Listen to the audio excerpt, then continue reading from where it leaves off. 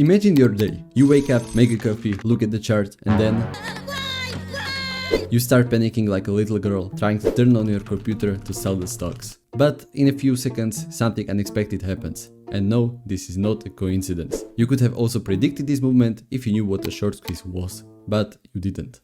In my latest video, I explained to you how exactly shorting an asset works. If you still haven't watched it, do it. And also, don't forget to like and comment. It helps me to create more videos like this.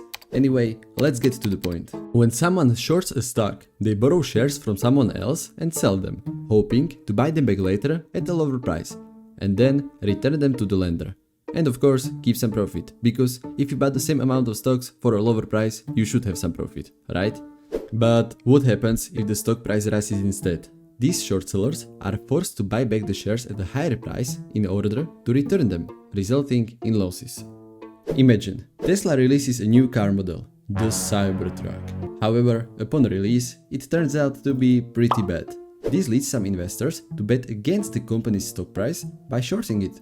As a result, the price starts slowly decreasing. But when initial orders for this car exceed expectations and it's not as bad as people thought, the stock price begins to rise slowly. Now, all the short sellers start to feel the pressure, because if they don't buy back the stocks now, it could rise even higher, resulting in even bigger losses. So what do? Exactly, they take the loss and start buying back the stock at higher prices. This increases the price of the stock even more than the normal investors would do. And it's not driven by the company's performance, but by the need for short sellers to cover their positions. That's what we call short squeeze.